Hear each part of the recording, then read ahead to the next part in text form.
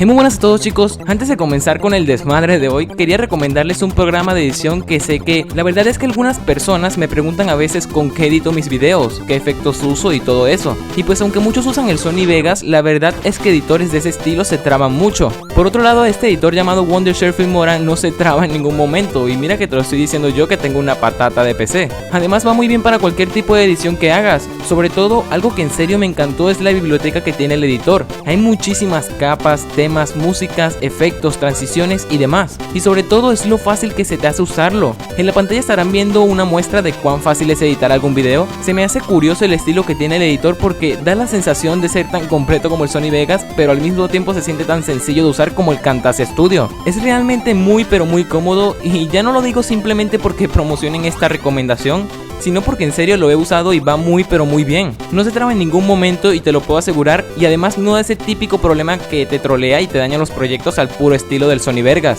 Créeme que si estás comenzando en esto de la plataforma de YouTube, este editor es el tuyo. Para descargarlo solo debes ir al link que estará en la descripción, y una vez allí simplemente le das a download y ya está. Tendrás el editor completamente instalado para comenzar a usar. Solamente lo abres y ya está, te deja elegir la opción de fácil y difícil. También puedes obtener algunos beneficios si compras el programa en sí, pero eso ya es opcional. Bueno, eso es todo. Recuerden que con este anuncio sí poder comer este mes. Así que ahora sí, comencemos con el video de hoy.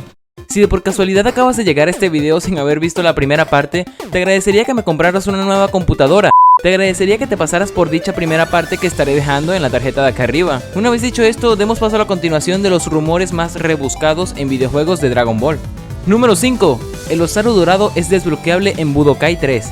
Y volvemos con el Budokai 3. Como es de esperarse, es otro rumor de un personaje supuestamente desbloqueable. Esta vez es el Osaru Dorado. Este rumor comenzó a rondar ya a finales de octubre de 2004. La imagen que estás viendo en pantalla comenzó a salir en muchas páginas y foros del juego. Y ya saben lo que ocurre con estas imágenes, ¿no? La gente las ve y piensa en... Exacto. Piensan en suscribirse a Viesi. No, bueno, lo ven y piensan que en vez de un rumor es un hecho, y lo toman como un truco o algo por el estilo para llegar a lograrlo. Como pudieron apreciar, la imagen que circulaba para aquellos momentos no era más que una captura de pantalla, pero como es de esperarse y ya muchos habrán imaginado, no es más que una edición de otra captura que había usado una web de noticias de videojuegos. El logotipo de la esquina inferior derecha fue editado y eliminado. Picor igualmente fue editado y encima le colocaron al Osaru Dorado. Hay que aceptar que fue una edición bastante buena dentro de lo que cabe, así que pudieron engañarnos. El creador de la imagen expresó las siguientes palabras un tiempo después: mi objetivo era que la gente le comprara una nueva PC a Viesi. Bueno, no, ahora sí, las palabras que expresó fueron las siguientes: mi objetivo era la diversión con esta imagen, no hacer creer a la gente que el Osaru Dorado estaba disponible en el juego. Y bueno, ahí lo tienen, otro rumor más falso que yo teniendo novia. Número 4. Los Potaras rojos en Dragon Ball Z Budokai Tenkaichi 3. Lo sé. Ya muchos me habían dicho que esperaban que hablase sobre este rumor que tantos creyeron como algo cierto en su época. El rumor comenzó porque cuando el videojuego de Dragon Ball Z Budokai Tenkaichi 3 se encontraba en pleno auge, una gran cantidad de jugadores comenzaron a expresar que en el juego se encontraba disponible una serie de potaras de color rojo, que otorgaban un poder más grande de lo normal, pero a causa de no saber bien sobre ellos se comenzaron a expandir rumores de cómo hacerlo. Muchos decían que la forma de obtenerlos eran completando todas las misiones Z con calificación A o Z, pasando todo el juego y reunir las esferas. Una vez reunidas se invocaría a Porunga y en la lista de deseos se encontraría, por mucho que no creyeses, un deseo que nunca antes había salido. Ese deseo sería el de suscribirte a Viesi. Ese deseo sería el de obtener los potaras rojos. Pero adivinen qué, chavos, eso es más falso que yo sin decir un chiste de suscribirte a mi canal en mis videos. La verdad es que por falso que parezca el rumor, realmente sí existe una forma de obtener esos famosos potaras rojos, aunque la forma de desbloquearlos es a través de códigos, tal como era de esperarse. Solo hace falta dirigirse al centro de datos en el menú del juego y allí dentro colocar ciertos códigos que están en foros y videos de otras personas. Estos desbloquean a ciertos personajes con los potaras rojos incluidos dentro de ellos. Y bueno, eso es todo sobre el rumor realmente, así que démoslo como uno que a pesar de que se creía muy falso, resultó algo cierto en parte. Número 3. Steve Lukather en la saga de los Budokai. Así como escuchas, el guitarrista conocido como Steve Lukather, muy conocido por ser miembro de la famosa banda llamada Toto, es quien ha realizado el gran trabajo de guitarra que podemos apreciar en los juegos de la saga Budokai que fueron lanzados para las consolas de PS2 y GameCube. Y bueno, en este punto muchas personas deben estar preguntándose: oh, majestuoso Papu Viesi, ¿quién carajos es Steve Lukather? ¿Cómo que es famoso si yo ni lo conozco? ¿Qué canciones toca? ¿Por qué no paro de hacer tantas preguntas? ¿Alguien quiere ser mi novia? Así que bueno, si no conoces a este guitarrista, pues deja que Wikipedia haga su magia y nos lo explique. Es un guitarrista, bajista, cantante, ama de casa, suscríbete, TV y productor estadounidense mejor conocido por su trabajo con la banda de rock Toto. Bla bla bla bla, ha participado en la grabación de más de 1500 discos, bla bla bla bla, ha contribuido en álbumes y sencillos, suscríbanse, bla bla. Pero bueno, sé que tal vez aún no lo recuerdes, así que posiblemente alguna vez hayas escuchado una de sus tantas canciones y proyectos, sobre todo su éxito más grande. Incluso el nombre lo delata, ¿no creen? Y nos muestra que en realidad él es quien hace el famoso solo de la guitarra de Lolo. Bueno, no, en realidad eso último era broma. Pero sí tiene varios temas famosos que tal vez hayas escuchado.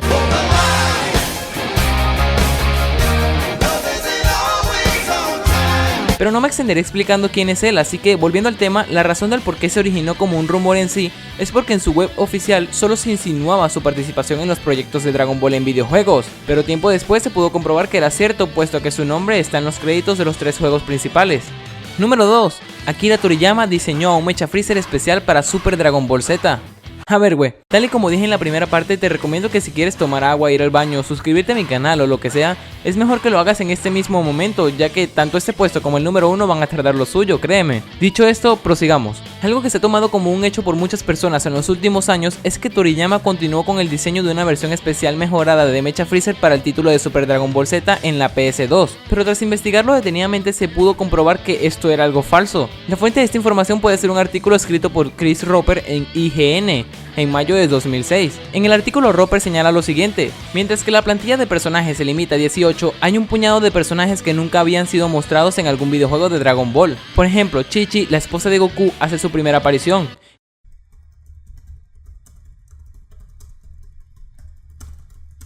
Y no solo eso, sino que el creador original de Dragon Ball, Akira Toriyama, ha supervisado el diseño exclusivo de Mecha Freezer para el videojuego.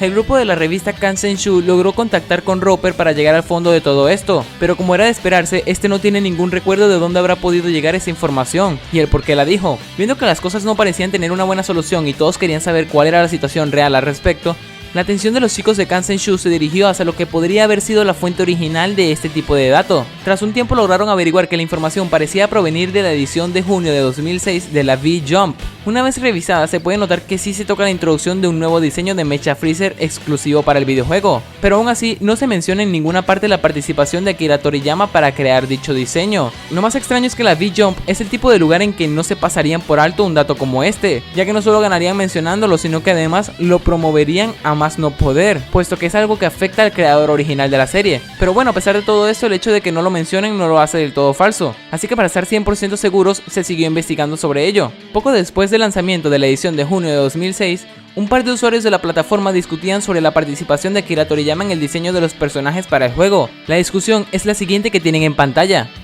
Como pueden ver, los autores de este pequeño debate parecían haber estado bajo la impresión de que Toriyama estaba involucrado con el nuevo diseño de Freezer, pero no hay una fuente adecuada para esta supuesta supervisión. Puede que todo se haya malinterpretado en las informaciones que se daban, pero es solo algo a tomar en cuenta. Para no dejar escapar nada, también se revisó desde la edición de mayo de 2006 de la V-Jump hasta la de octubre, épocas en que más se destacaba este juego, puesto que se mencionaba su lanzamiento, el cual fue en junio, pero aún así se hablaba de él para épocas siguientes. Pero como era de esperarse, en ninguna parte se menciona la supervisión de Akira Toriyama para dichos diseños. Incluso hay un paquete de bono llamado Super Dragon Ball Z 7 super palabras, en el cual se encuentra un folleto que detalla la información detrás de las escenas, pero en ninguna parte se hace mención especial del diseño de Mecha Freezer con respecto a Akira Toriyama. Casi al mismo tiempo que la V-Jump, una revista americana llamada Beast Shonen comienza a mostrar detalles del videojuego en su edición de agosto. Podrán estar viendo los anuncios ahora mismo en pantalla. En ellos ciertamente se menciona que Cyborg Freezer era todo un nuevo personaje a desbloquear. Sin embargo, una vez más no menciona nada sobre Akira Toriyama y su supuesta participación. Incluso en el sitio web original del videojuego hubo un momento en que se había incluido previamente un boceto original y el mensaje de Akira Toriyama para celebrar el lanzamiento de juegos electrónicos, y en ninguna parte de dicho boceto se hacía mención a alguna supervisión en el diseño de Freezer por parte de Akira Toriyama. Las 6 nuevas incorporaciones a la versión del juego sí que recibieron cada una una breve sinopsis, pero para Freezer simplemente se mencionaban las nuevas actualizaciones. Tomando todo lo dicho en cuenta, está casi claro que Akira Toriyama no se vio para nada involucrado en ello.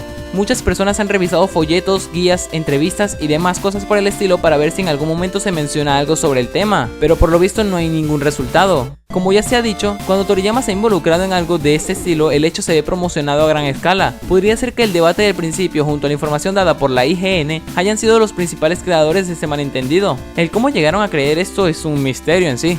Número 1. Todos los videojuegos de Dragon Ball Z son productos semi-elaborados.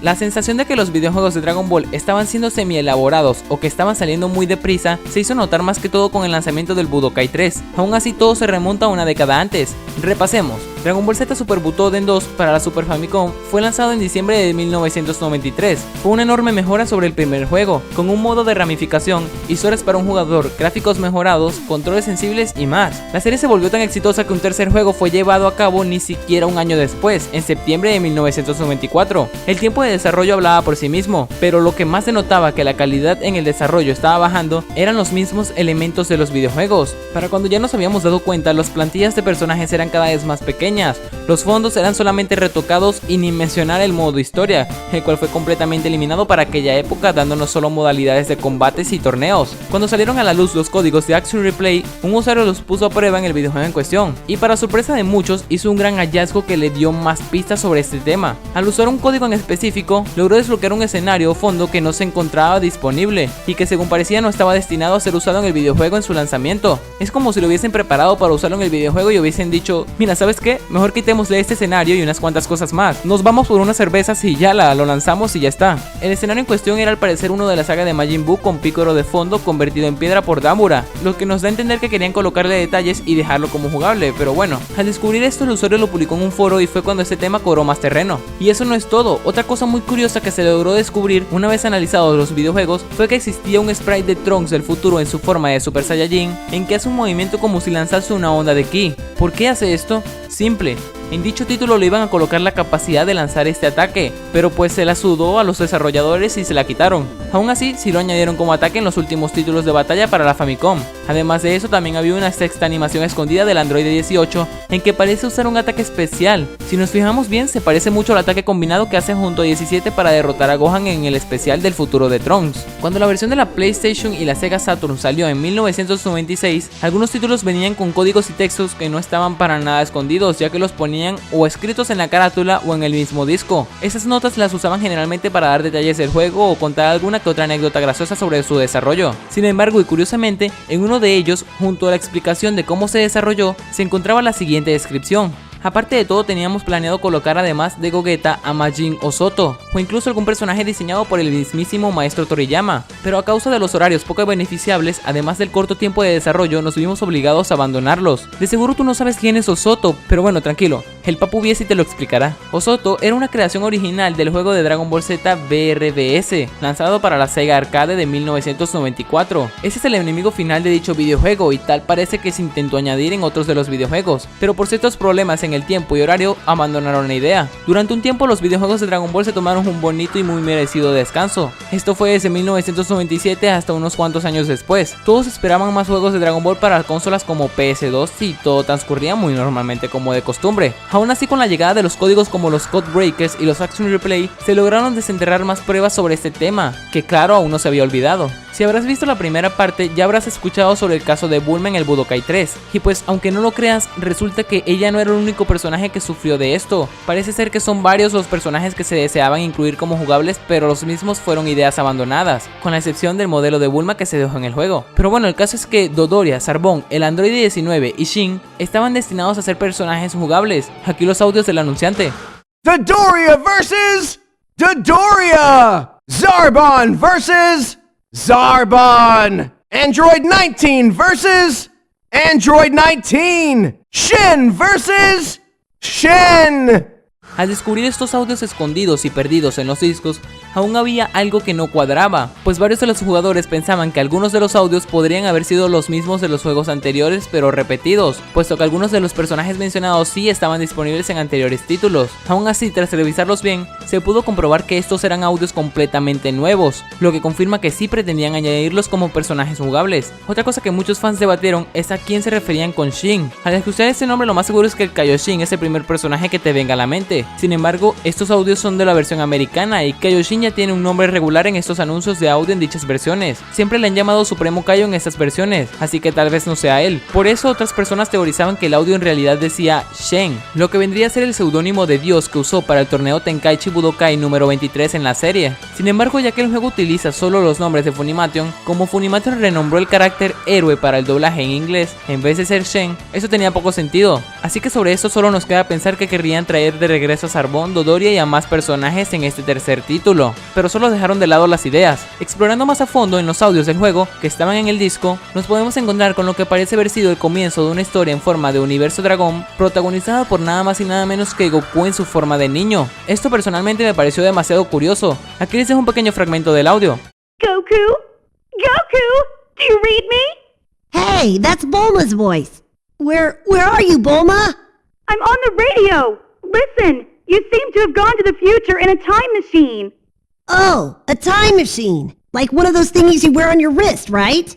Curiosamente, con todo esto de los audios, a muchos les dio curiosidad por revisar detalladamente los discos de los anteriores títulos de la saga Budokai, a ver si había algo más escondido. En el Budokai 2 no había realmente nada curioso, pero por otro lado en el Budokai 1 sí se encontraban ciertas cosas que llamaron la atención. Por ejemplo, se encontraban los audios del torneo en que se mencionaban a los Saibaiman, a los Cell Juniors y a Kui. Lo más probable en cuanto a estos es que los desarrolladores se tuvieran pensado colocar a los Saibaiman y a los Cell Juniors como personajes para la fase de práctica, pero aún así parece que su inclusión no fue posible. Esos nombres fueron grabados por una razón y es frustrante no ver lo que pudo haber sido si se hubiese obtenido todo el material desarrollado. El Budokai 1 y 3 son los que más elementos suprimidos tienen. El 12 que está más completo, aunque en él también se suprimieron ciertas cosas como algunos trajes, etapas y demás. Incluso los títulos como el Sparking y Budokai Tenkaichi no se salvan de esto, y es que en la versión japonesa del segundo mencionado, conocida como Sparking Neo, existe un audio un tanto confuso. Este es el torneo como los demás, pero en él se menciona en su versión japonesa a un tal Ginga Senshi, mientras que en la versión americana se menciona es a un Galaxy Soldier. Para quién iba dirigido es un total misterio. Pudo haber sido para algún peleador genérico o un enemigo de prueba, o tal vez para un personaje que pensaban crear de forma exclusiva, pero del cual nunca se terminó su desarrollo.